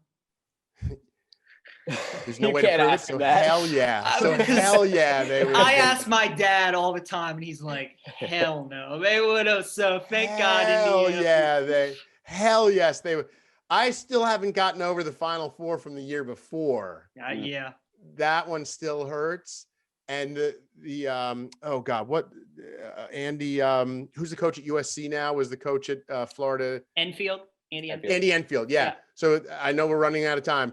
I was working in Salisbury. A girl I knew had dated Andy Enfield, and she was like, "Can you watch the Maryland Duke game with us? This is the Final Four year, because Andy's going to be here and he's basketball guys before he was coaching." And I was like, "Oh, I don't want to watch a Maryland Duke game with some guy who's like a real I'm a lunatic." And I lost my mind. And the whole time he was looking at me, like, he's like, "Are you always like this?" I was like, "Dude, I don't need your I don't need this from you. This Okay, is the Like, natty. Like, come on. it's a really tough day for me.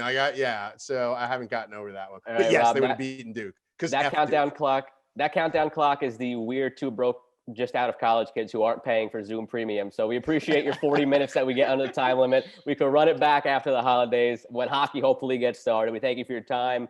Terps Talk, Hockey Talk, always love it when you're on. Miss you in the office, and hopefully we can get together soon. Stay healthy, stay safe, and have a happy and healthy New Year. Good seeing you, same Rob. to you guys. Thank Go you. Terps. Appreciate See you guys. it. Yep. Absolutely.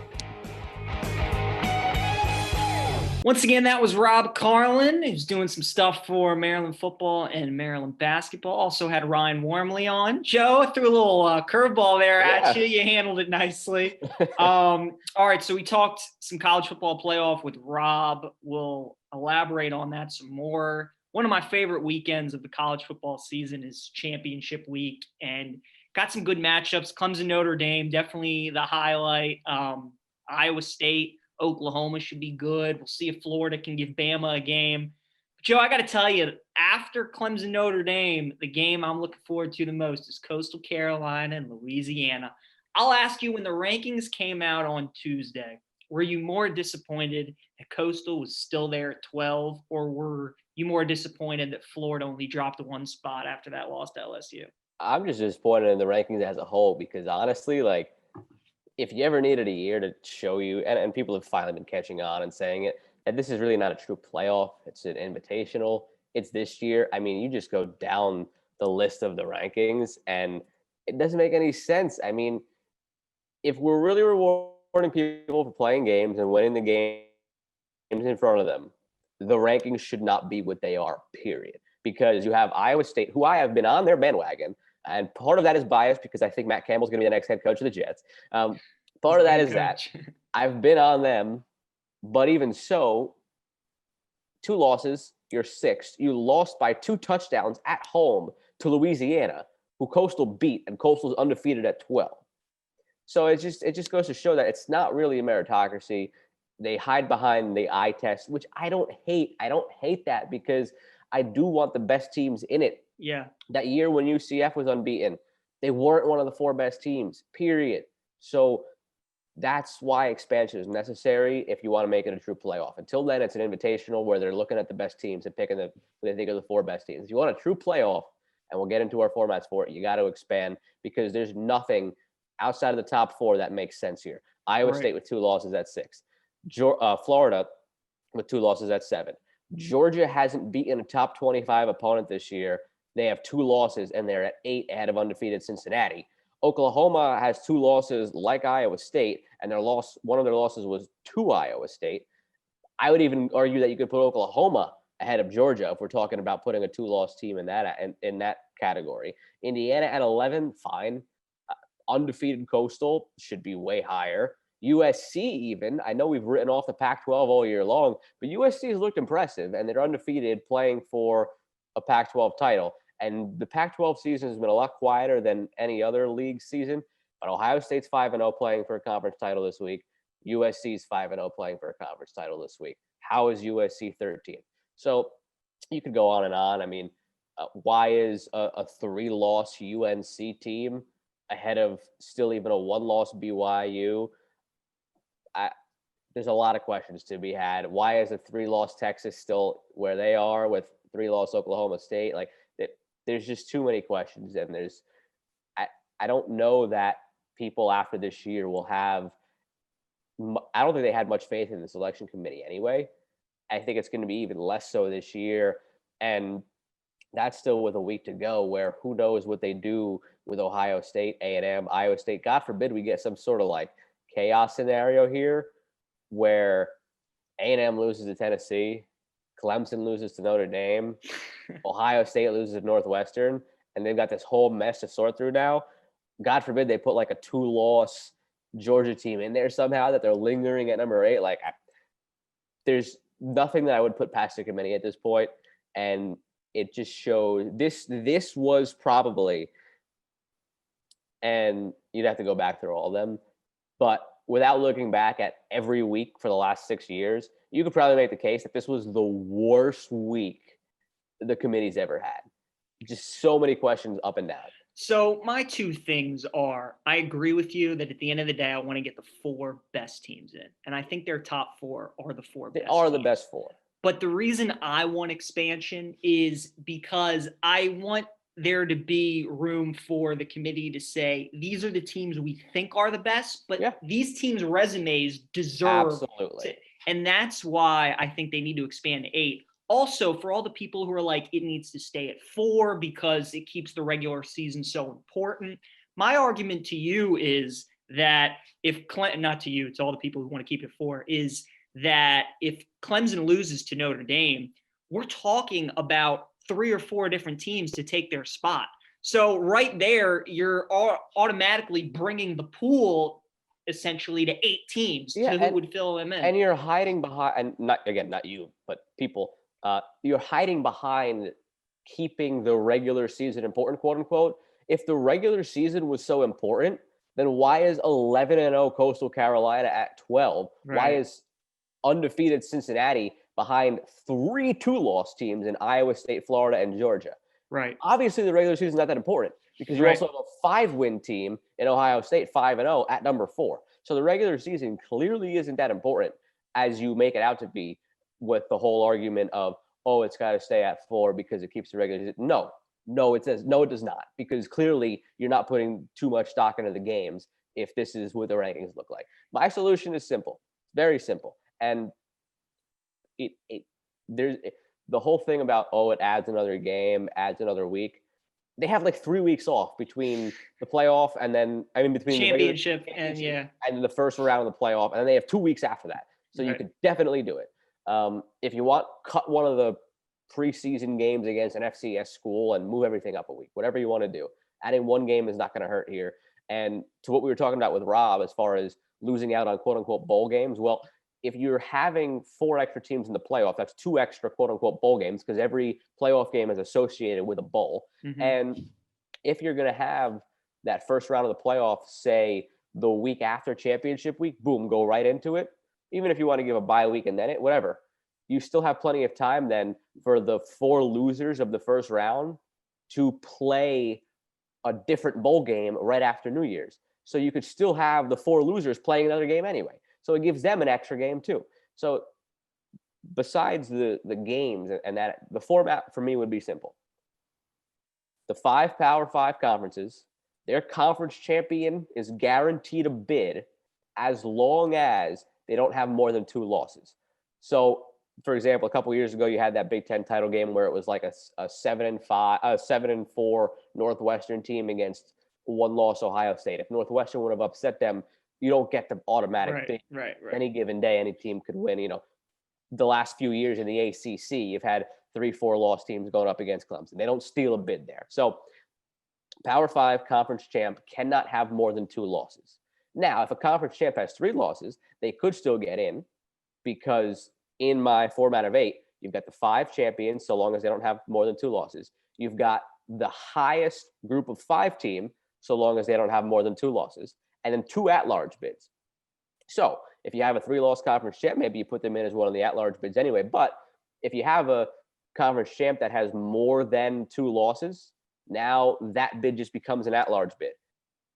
So that's it. 5 conference champions if they have fewer than 2 losses. 1 group of 5 team if they have fewer than 2 losses. 2 at-large bids. If you get a given year where the Pac-12 champion has 3 losses and the Big Ten champion has 4 losses, but there's another Big Ten team who only has 1 loss, and there's a Pac-12 team who has 1 loss, but like just the way it worked out, they didn't win their championship or whatever, then those bids become at-large bids. So you're getting 8, you're adding incentive to winning a conference championship, you're giving a group of 5 team a chance.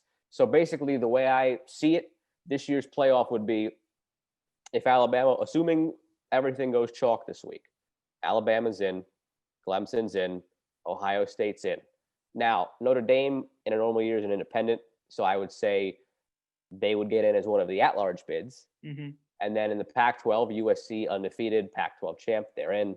Big 12, Iowa State, Oklahoma, they have 2 losses, but that's the threshold. So whoever wins that game is in because it's only 2 losses. If they would have 3 losses, then that would become an at-large bid where you could still decide to put them in if you want, but you could also give it instead to a Texas A&M, who's an SEC team with 1 loss. So there's flexibility here. You get 8 teams. You're rewarding conference champions. Your regular season still means something because you lose that quote-unquote auto bid if you have more than 2 losses. That's my solution. I don't know why something isn't being looked at for 18. I like that. My solution has been similar, but I think college football should do away with the divisions. So like you have the SEC West, SEC East, Big Ten, Do it like the Big 12. like the Big 12, but everybody still plays who they normally play. So Maryland would still play Ohio State, Michigan, Michigan State. You just do away with the divisions. You bring the best 2 teams to the championship game, and then whoever wins gets the automatic bid, and then you have the 3 at large. And I think the rankings decide whoever the highest ranked teams are in the rankings goes to the championship. So even if one team is the tiebreaker, if they're not higher than that team. Gotcha. So because that way I think it would make the rankings more fun. It would give the teams a lot more to play for in the regular season. If they're like, well, we lost to this team, so we can't jump them, but we're higher in the rank, I think it would add a lot more excitement. So there's so many ways. What we figured out in 5 minutes here is there's so many ways to do it that are very logical and people would get behind that are so much better than the current. We're just going to pick the 4 best teams. And oh, by the way, we really don't care about the regular season, even though we do, because we have an 11-0 team at 12 and 4 2-loss teams ahead of them, because Iowa State, Georgia, Florida, and Oklahoma are all ahead of Coastal Carolina. Coastal Carolina beat one of the teams that Iowa State lost to by 2 touchdowns at home. So clearly it means nothing. And everybody's saying that college football goes through these cycles and these teams won't be good forever. Does it, though? I mean, Bama and Clemson been to 4 of the 5 playoffs. Notre Dame's, this will be their second. And Ohio State has been to 3 before this year. I mean, it's the same teams every year. You got to give other teams. If Coastal made it in an 18 field, do I think they'd win the national championship? No. But they deserve the chance. Again, going undefeated. In my format, it would be, again, assuming chalk this week, Bama's 1, Clemson's 2, Ohio State's 3, USC is 4, and Iowa State is 5, assuming everything goes chalk this week. USC's 4, not Notre Dame. No, because again, 5 conference champs. Oh, of your gotcha. Going by my format, I'm saying those would be the 5. Gotcha. Your 6th team would be Coastal Carolina as your best group of, or Cincy, depending on how that would play out, as your best group of 5 team. And then you would have Notre Dame as the 1 at large, and then you'd have another at large, probably Texas A&M. Now, this is what I was going to get to. My format is to just get the 8-team field. The committee would then seed the 8-team field how they see fit. So you would still have possibly that 2-loss Iowa State team that gets an auto bid. They could possibly be the 8 seed playing against Bama, or Coastal could be the 8 seed. So again, my format is that's the one caveat that I wanted to get to after you gave yours. Mine is to get the 8 teams in, and then you could seed based off of that. Because when you get into that aspect, then that's how you could really make it as fair and true a playoff as possible. I like it. I just think, I would do. I mean, that's fine. I would do it if you're undefeated, then you just get, one of the top seeds or whatever. And then if you're 1 loss, you do it. But I mean, look, again, the fact that we've come up with this and the committee just stays with their way, because I mean, I hate seeing the same teams every year. I think they're the 4 best teams. We all do, but we all thought BYU was better than Coastal, and they didn't beat them. So, I mean, it's what it is. With that being said, though, do you think this will be the 4 come Sunday when they announce the playoff? I do. If there's one switch that I think we could see, it's what they want to do with A&M and Notre Dame, because I think Clemson's going to blow the doors off of Notre Dame as a statement, because Lawrence was out the first game. Oh, wow. And with that said, it's just a matter of how much they beat them by. If they beat them by like 2 touchdowns, then Notre Dame's in. If Clemson just is in a bad mood and wants to come out and beat them 56-13, which I don't think will happen. But on the off chance it does, then you question, would they put Notre Dame, who just got embarrassed on national television, in, or would they put Texas A&M in? So I think Bama, Clemson, and Ohio State all win this week, and then Notre Dame or Texas A&M will depend on how badly Notre Dame gets beaten, because Tennessee's, I mean, stranger things have happened, but I don't think Tennessee's beating Texas A&M. No. Yeah, to me, again, we talked about it with Rob. I really think there's only one spot open, and that's if Notre Dame beats Clemson, and who they put in at 4. I think Texas A&M has a real disadvantage, because you would think Ohio State would move up to 3 if they win, and A&M would be into 4. And would they really put Bama and A&M rematch together? Because we've already seen that game, and it wasn't pretty. Now, Yeah. teams change, and A&M, the way it is, should slide up to that 4th position. But they talk about so much how they value conference championships. So would they value a 2-loss Big Ten champion, Iowa State, over an undefeated Cincinnati? To me, I almost want to see. You're right in that aspect of, we're going to get a true test here of what they think about conference champs. Because if Notre Dame wins and Iowa State wins, then you have Clemson as a 2-loss powerhouse non-champion, A&M as a 1-loss non-champion who got destroyed by Bama, and then Iowa State as a 2-loss champion. So that would be very interesting. And remember, the one year where that happened was when Bama lost to Auburn in the Iron Bowl. They were 11-1, didn't make the SEC championship game. Ohio State had 2 losses, and one of those was that blowout to Iowa by like 30 points. But they won the Big Ten title, but they didn't get in over Bama. So it's kind of the same situation. But again, A&M isn't the brand that Bama is, and they didn't look as good throughout the season as Bama did that year. And Iowa State, again, they're not – I wonder how much of this the committee goes into, this is Iowa State. Like, do we think Iowa State – and again, that sucks. That's why you need to have a clear path to what the berths are into the playoff, because otherwise you do get this whole thing where it's like, all right, well, yeah, they're probably going to pick the billion-dollar brand of Notre Dame. I don't know if it's $1 billion. I just said that. Right. They're going to pick the brand. It's close, probably. They're going to pick the brand that is Notre Dame over Iowa State. But again, whether your format or mine, there's a clear-cut path to the 8 teams and a formula to it. The committee's still there for me for the seeding, but you have a clear-cut, this team is in because they did this team is in because they did this. There's no conjecture, and that's what I think is still keeping this playoff back from being something that is perfect and enjoyed by everybody. Right. All right. Well, we'll get into this with best bets, because I got a couple college picks. I'm sure you do as well. NFL, though, week 15, one of the games of the year, Chiefs and Saints. The Chiefs are -3. You mentioned earlier in the pod that Drew Brees is active. It looks like he's going to play. Who do you like in this matchup, Joe? I do have this game in best bets, actually, so that's a good segue. Let's start best bets with this pick. Go ahead. It's actually my number 4 pick, but I'll go back to my number 5 pick in a minute. My number 4 pick in this one is the Chiefs -3. I think the Chiefs, what we've seen the last few weeks, is similar to the Golden State Warriors in the past, similar to the Lakers last year. They're a team who is bored out of their freaking mind right now because the stakes aren't high and they're just so much better than everybody.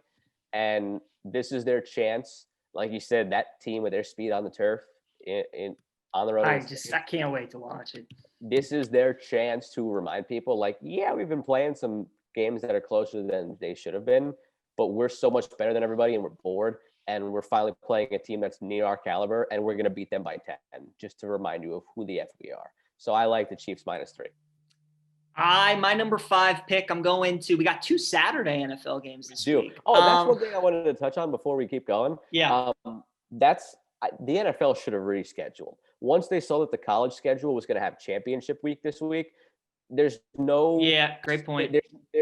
Because there's no city planning with parking and fans and stuff, they could have just pushed those 2 Saturday games back. Everybody would have been happy.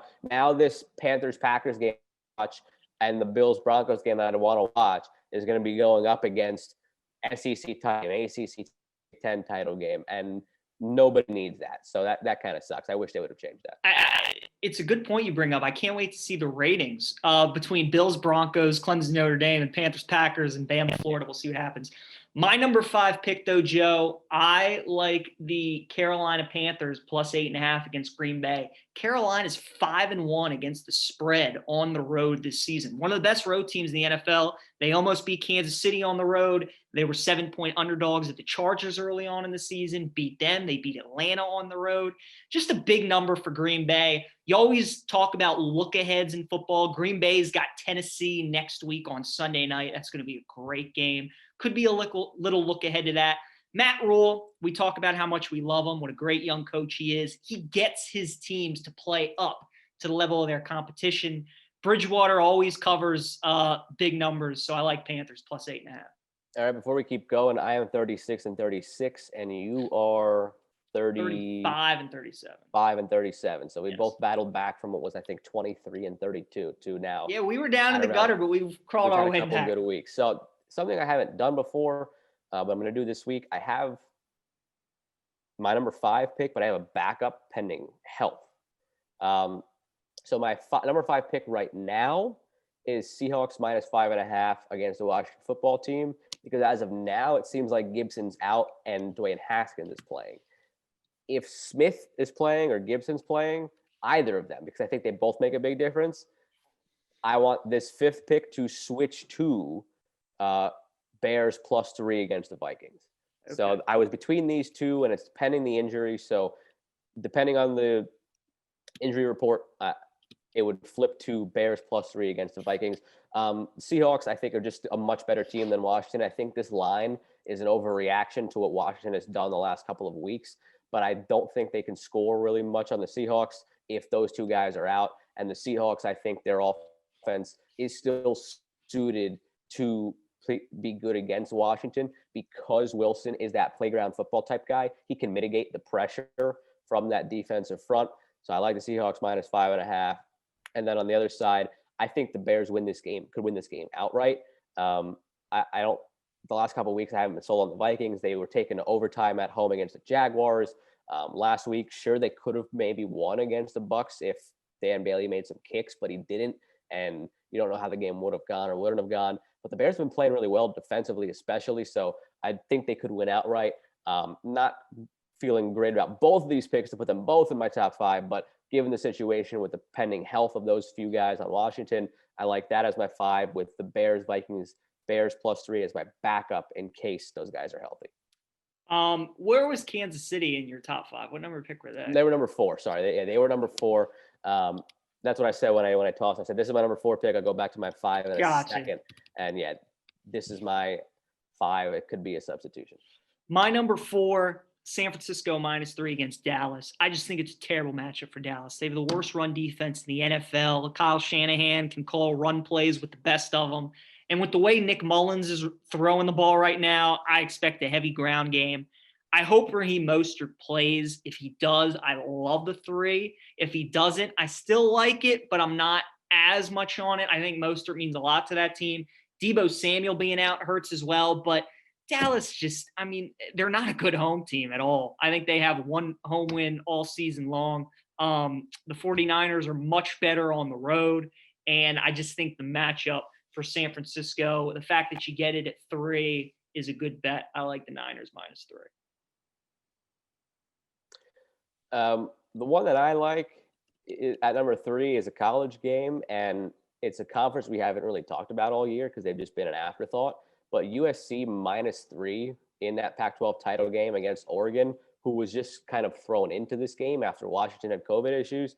I have not been impressed with Oregon. The few games I've seen from them this year, they lost against Oregon State. And again, they weren't in this Pac-12 title game until Washington got the COVID issues that they've had spring up.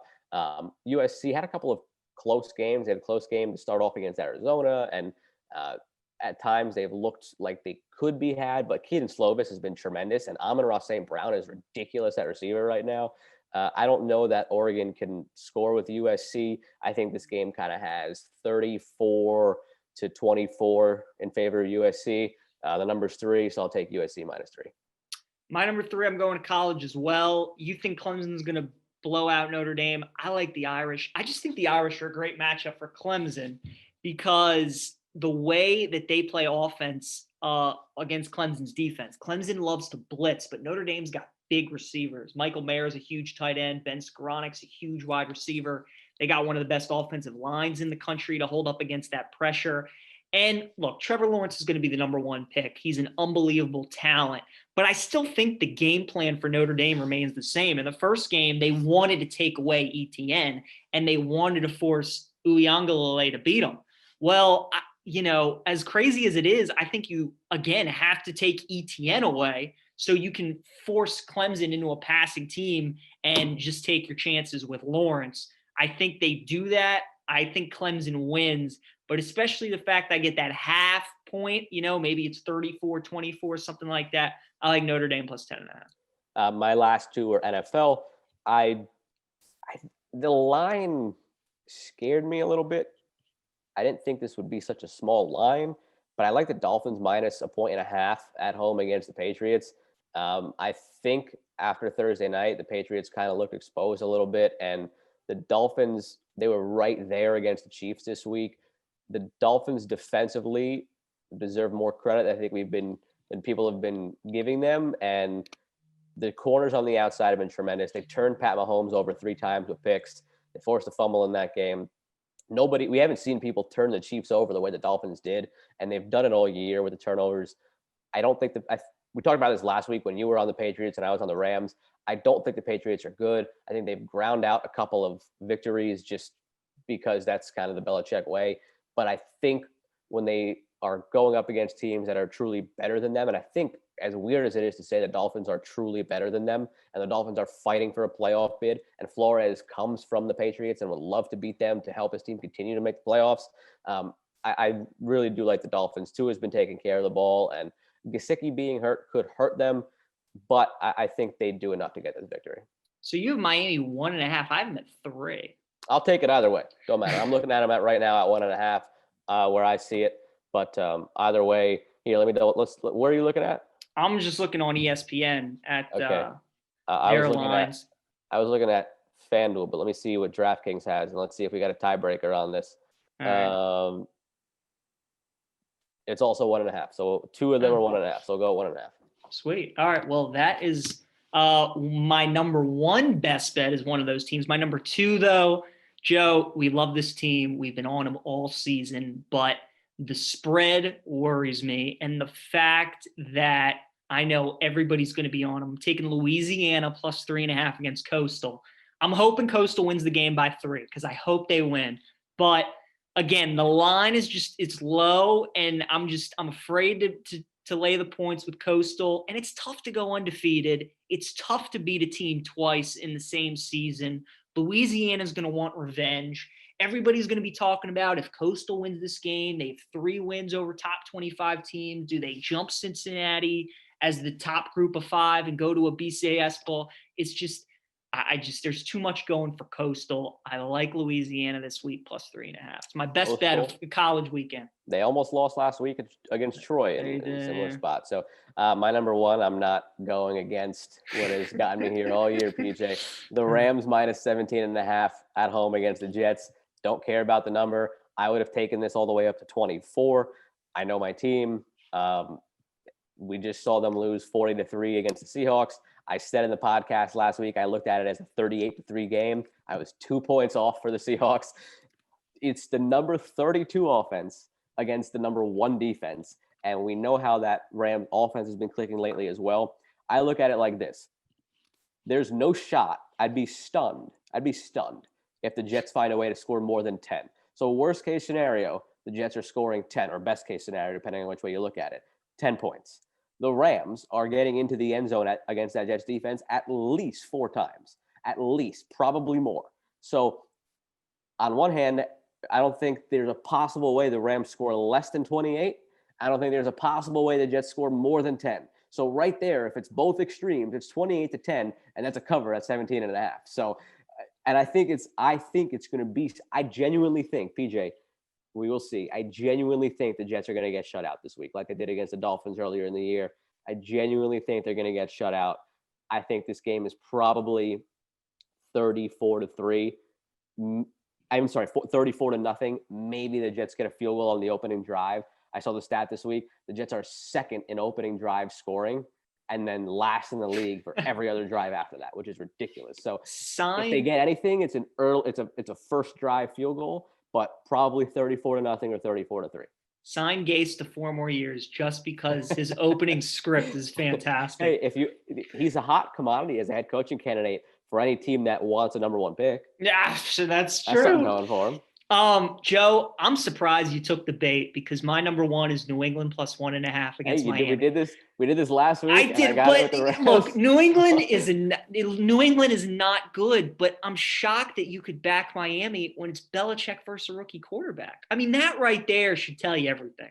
Yeah, but that plus the fact he's going against a former assistant, plus the fact that they played on Thursday and you give him a mini bye week to watch even more tape on Tua.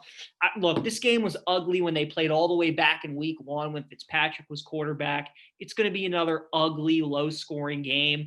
And even though Miami lost to Kansas City, I think people took more from that game from Miami than they did Kansas City. They're like, Miami's the real deal. They forced 4 turnovers. Tua looks good. But, man, I mean, your season is on the line. You need to win out to make the playoffs. And you're a 1.5-point favorite at home against New England, who just looked awful against the Rams. Oh, boy, oh, boy. I took the bait. It might hurt me, but I took the bait because, again, it's just they are the better team. And the one thing Tua has done well is take care of the ball in a way that, like, when Justin Herbert was going up against the Patriots a couple weeks ago, Justin Herbert's knock was, again, still some accuracy and being careless with the ball. Tua just threw his first pick this past week, and he's been very careful. He's mobile, and we know that Belichick and mobile quarterbacks, that's always been kind of a thing sometimes as well on the other side of that coin. So I just think a team that can make the playoffs by winning out in the Dolphins against a team that really took a big blow Monday night. When the Ravens won that game, the Patriots' playoff chances pretty much deflated entirely because now they're going to have to – the Patriots would have to win out against the Dolphins, Bills, and Jets, and the Ravens would have to lose to at least either the Jaguars or the Giants, which is not going to happen. So their chances for the playoffs pretty much went down to 0, and I think that was just in a few days span, getting blown out against the Rams and then seeing the one thing you needed to have happen not happen. I think they're kind of demoralized, and the Dolphins, I think, are just brimming with confidence after going toe-to-toe with the Chiefs the way they did. So it goes against the spot of Belichick against a rookie QB that we see so often turn out so poorly. But if, again, similar to last week with my hunch that, like, if there's a time for the Bills to buck the Bills trend, it was last week. I think if there's a time for that rookie quarterback trend to be bucked, it's this week because the Dolphins are a tremendous defense, and they have their guys back offensively in Jakeem Grant, Devontae Parker, and they have their backfield back in full. So I think they've got what it takes to beat a team that is worse than they are. It's a great point you bring up. In a place that has been a house of horrors for the Patriots recently, even with Brady. I can't tell you how many times they've gone down there and looked terrible against the Dolphins. They lost the Miracle in Miami last year. So there's a lot going against Patriots too. It's a great point you bring up. I didn't even think about it, but I even love it more for my pick. You think New England's going to be the demoralized team. I think it's Miami. You had the Chiefs. You turn them over 4 times going in. You'd have to think if you do that, you win the game. And then you watch Baltimore stick a knife to your chest. And now if you lose one game with the schedule that they have, you'd have to think you're out. I don't know. But exactly. They know they have to win out. They control the destiny of the Dolphins. They do, but their schedule, home against New England this week, at Las Vegas next week, and then at Buffalo. Their schedule is not easy, but we'll see what happens. You were on the right side of New England. I pick New England every single week, and I don't know. It's just their spreads. I like their spreads that they get. All right, Joe. Trivia, as we always do, end every show. 10.5 to 10.5. We've gone a little cold streak here.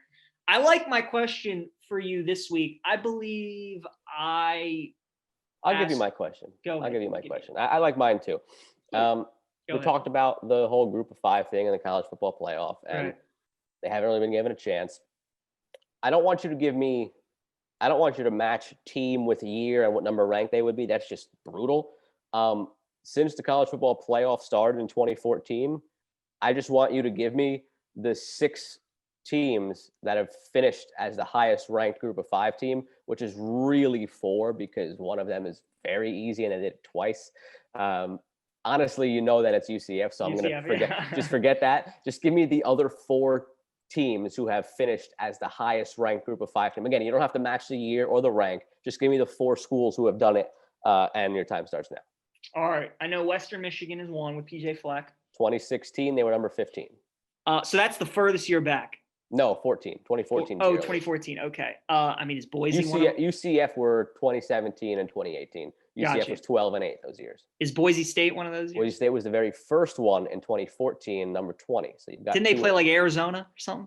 I don't remember who they played, Okay. but I just looked at the rankings to see who the highest in the last poll, who the highest ranked group of 5 team was. So you got 2 to go, and you've got over a minute. Yeah. Who was the group of 5 team? So you're missing 2015 and 2019. Oh my God. All right, let's think about this. Memphis was last year against Penn Memphis State. was last year, number 17. They're just missing 2015, and you've got 45 seconds. 2015. Ooh, was it Northern Illinois? It was not. Florida State. Oh, It was Jordan not. Lynch. I thought I had it. Is it another MAC team? It wasn't Buffalo. It wasn't. You got 1 strike. Wasn't App State. You got about 30 seconds left. Tulsa. Oh, this is gonna kill me. Houston. It was Tom Herman's Houston Yeah, team. baby, against Florida They- State. 38-24 against Florida State in the Peach Bowl. There you go. Thank you. So you got it. Boom. Who else was on that team? Major Applewhite was the offensive coordinator. Was that De'Aaron King was the that a quarterback, I now think. Eagles? I thought it was a now Eagles wide receiver, Greg Ward, who was the quarterback. Oh, you're Let me right. pull He that up. was. Yes, I that's think it's exactly Greg who's Ward, quarterback. right? Yep. Yeah, you're yeah. 100% right. Yep. Very right. All right, Joe. Well done. My question for you is NBA. We Okay. saw this week, a couple days ago, Giannis signed the largest contract in NBA history. Can you name, so he was 1. Can you name 3 of the other 4 of the top 5 contracts? Okay. Go ahead. So it's got to be somebody who signed a supermax with their team. It can't be somebody who left their team unless they did in a sign and trade. Are we talking average or just lucrative contract here? Lucrative, yeah, like the entire Okay, deal. so Like Damian Giannis was 228.2 Gotcha. million. Damian Lillard's on there. He is not on there. Really? Yeah. That was the one that I thought was for sure on there. Gosh, okay. Anthony Davis. That is number 5, correct. That was That's this one of year, them. actually, with the Lakers. Yeah. LeBron. Not LeBron. I didn't No. think he'd be on there because of the way it's worked out for him. 2 All right, strikes. so 2 gone. 45 seconds left. It's got to be teams that teams had the bird rights for, probably. Let's see, I thought for sure Lillard made it. That sucks. Steph. Steph, correct. That's got to be on there. Okay. Need 1 more. All 30 right. seconds. 1 Oh, strike God, and 1 more to get. man, this is gonna be tough. I mean, you go through like the best players, and I know he just signed a big deal, but I don't know if it was technically the biggest because it wasn't a long-term deal. But James Harden, Not hard. nah. So Giannis was 1. Westbrook was 2. Really? $206.8 million in 2017. Huh. And then Steph was 3, $201.2 million in 2017. The one that I didn't get, which I don't know if you knew, was Klay Thompson was 4. Oh, okay. $189.9 million. I thought about saying Clay because I know like they're so high in the luxury tax Warriors, Yeah. but I didn't think he'd be right up there with Steph. I thought for sure Lillard was in there. What was Lillard's contract then? I don't know. Just there was a stat on Twitter that I saw with the top 5, so I don't know it, but I'm sure you can look it up. Let's see. Let's pull it Those up are and the see top how 4. far off I was. Oh yeah, he signed a 5-year, $140 million deal. So I guess he didn't. That's he a didn't good get to that steal super for Portland. max My yet. God, that's Yeah, a great get for them. That's not bad at all. But Giannis, But yeah, no, I mean, Giannis is That's a lot. 228 million, and the next closest is Westbrook at That's a lot. 206.